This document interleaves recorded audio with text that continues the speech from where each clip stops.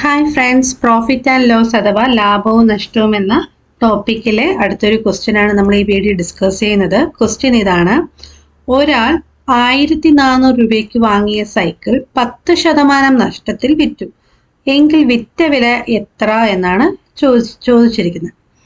Okay അല്ലേ? അപ്പോൾ എന്താണ് ഇവിടെ സംഭവം? ഒരു സൈക്കിൾ ഒരാൾ വാങ്ങിക്കുന്നു, 1400 രൂപയ്ക്ക് വാങ്ങിക്കുന്നു, എന്നിട്ട് 10% നഷ്ടത്തിലാണ് എന്ത് ചെയ്യുന്നത്, മറ്റൊരാൾക്ക് കൊടുക്കുന്നത്. അപ്പോൾ നമ്മൾ ചെയ്യേണ്ട ഇത്ര മാത്രം: 1400ന്റെ 10% എത്രയാണ് എന്ന് കണ്ടുപിടിച്ചാൽ നഷ്ടം കിട്ടും. ഓക്കെ അല്ലേ? അപ്പൊ നഷ്ടം എത്ര രൂപയാണ് എന്ന് കിട്ടാനായിട്ട് ഇവിടെ നഷ്ടശതമാനമാണ് തന്നിരിക്കുന്നത്. നമുക്ക് എത്ര രൂപയായിട്ട് നമുക്കത് കാണണം. അപ്പൊ നഷ്ടം എത്രയാണ് എന്ന് ചോദിച്ചാൽ നമുക്ക് എന്ത് ചെയ്താൽ മതി? എത്ര രൂപയ്ക്കാണോ സൈക്കിൾ വാങ്ങിച്ചത് അതിന്റെ 10% എടുക്കുക. 10% എന്ന് പറയുമ്പോൾ 10/100. ഓക്കെ, ഈ ശതമാനത്തിനെയാണ് പെർ 100 ആയിട്ട് എഴുതുന്നത്.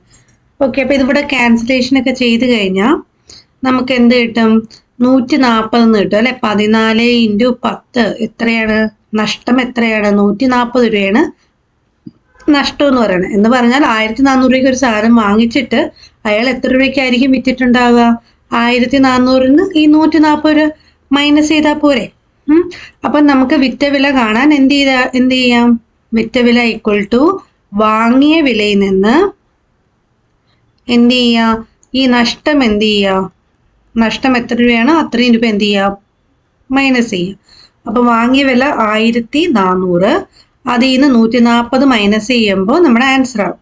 നമ്മുടെ ആൻസർ കിട്ടുന്നത് 1260 രൂപ എന്നാണ് കിട്ടുന്നത് കേട്ടോ. ഓപ്ഷൻ ബി ആണ് ആൻസർ ആയിട്ട് വരിക.